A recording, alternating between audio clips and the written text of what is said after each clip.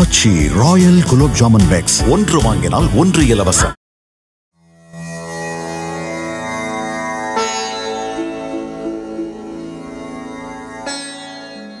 தேவியின் 9 அவதாரங்களை போற்றும் பண்டிகையான நவராத்திரியின் 8வது நாளில் துர்க்கையை மகாகௌரி என்ற வடிவில் வணங்குகிறோம். மகா என்றால் அதிகம் என பொருள். கௌரி என்றால் பிரகாசம் அல்லது வெண்மையை குறிக்கிறது. அதிக பிரகாசத்துடன் வெள்ளை நிற உடையணிந்து காட்சி தருவதால இவள் மகாகௌரி என அழைக்கப்படுகிறாள். இந்த மகாகௌரியின் தோற்றத்தை பற்றி 2 வகையான கதைகள் கூறப்படுகிறது. ஒன்று, காலராத்திரி வடிவத்துல அனைத்து அசுரர்களையும் கொன்ற பிறகு பார்வதி இரவினை போல கருமையான தோற்றத்துடனே காணப்படுகிறாள்.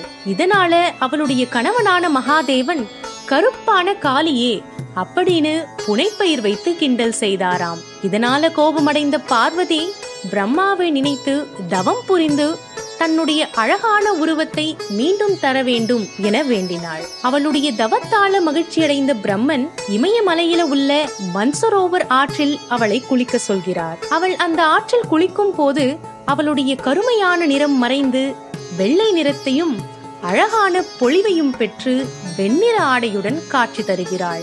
மகாகௌரியின் இந்த பொலிவான வடிவத்திற்கு மற்றொரு கதையும் சொல்லப்படுகிறது.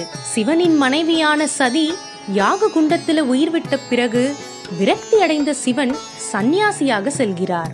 இந்த நிலையில சதியின் அடுத்த பிறவியான பார்வதி கடுமையான தவம் புரிந்து மீண்டும் சிவபெருமானை மணக்க வேண்டும் என்ற உண்மையை நாரதரின் மூலமாக தெரிந்து கொள்கிறாள். இதனை அடுத்து கடுமையான வெயில், மழை, புயல் என பாராமல் வெட்ட வெளியில பல்லாயிரக்கணக்கான ஆண்டுகள் உணவும் நீரும் கூட இல்லாமல் கடுமையான தவத்துல ஆழ்ந்து போறா.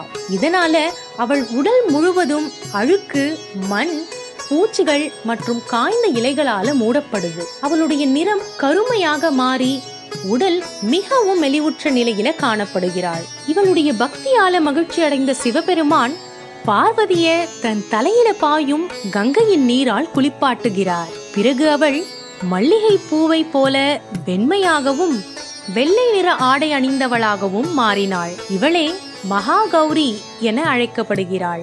இந்த மகாகௌரி வடிவத்தில் உள்ள தேவி 4 கரங்களை கொண்டவளாய் காணப்படுகிறாள். தன்னுடைய ஒரு கையில திரிசூலத்தையும் மற்றொரு கையில டமாருவை ஏந்தியும் 3வது மற்றும் 4வது கையால் பக்தர்களை ஆசீர்வதிப்பது போன்று வெண்மை நிற ஆடை அணிந்து வெள்ளை காளியின் மீது அமர்ந்து காட்சி தருகிறாள். இந்த வடிவத்துல ஆதிசக்தி உறவுகளின் மீது நம்பிக்கை அடைவதற்கும் வாழ்நாள் முழுவதும் பிணைப்புகளை உருவாக்குவதற்கும் அருள் புரிவதால பக்தர்கள் மகாகௌரியை வணங்குகின்றனர். ஆச்சி ராயல் குலோப் ஜாமுன் பேக்ஸ் ஒன்று வாங்கினால் ஒன்று இலவசம்.